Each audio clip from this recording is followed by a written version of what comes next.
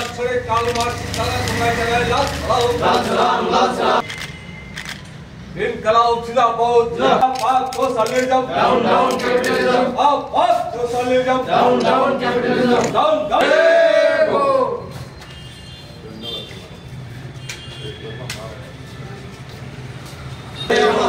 ইনকলাব জিন্দাবাদ জিন্দাবাদ জিন্দাবাদ বাদ লেনিনবাদ সর্বহারার মতবাদ। মহান কার্ল মার্কসের আজকে 208তম জন্মদিবস। গোটা বিশ্বের শ্রমিক শ্রেণী, শ্রমজীবী জনগণ বিপুল উৎসাহের সঙ্গে এই জন্মদিবসে ওনার প্রতি শ্রদ্ধা জানাচ্ছে।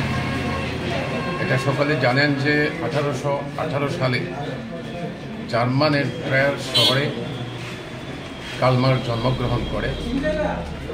ওনার জন্ম এই পৃথিবীর বুকে নতুন সমাজ গঠনের স্বপ্নকে পৃথিবীর মানুষ প্রথম দেখতে পায়।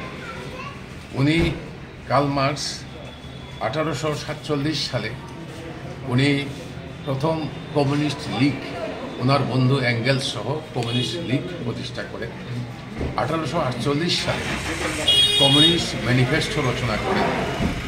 এই প্রথম কমিউনিস্ট ম্যানিফেস্টোতে বিশ্বের মধ্যে এই প্রথম উনি আবিষ্কার করেন যে মানব সভ্যতার ক্রমবিকাশের ইতিহাস হচ্ছে শ্রেণী সংগ্রামের ইতিহাস এবং পুঁজিবাদী সমাজ হচ্ছে মানব সভ্যতার ক্রমবিকাশের ইতিহাসের জঘন্য রূপ।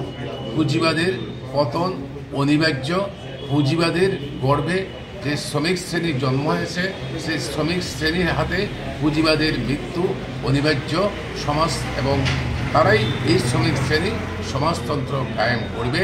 সমাজতন্ত্র জিন্দাবাদ এবং শ্রমিক শ্রেণী লং লিভ, দীর্ঘজীবী হোক, দুনিয়ার মজদুর এক হোক।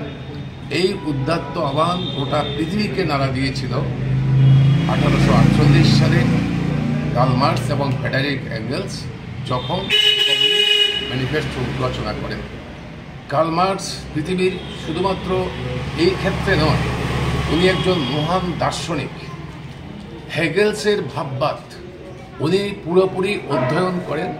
হেগেলসের ভাববাদকে অধ্যয়ন করে ঠিক 180 ডিগ্রি ঘুরে উনি দ্বন্দ্বমূলক বস্তুবাদ প্রবক্তা রচনা করেন।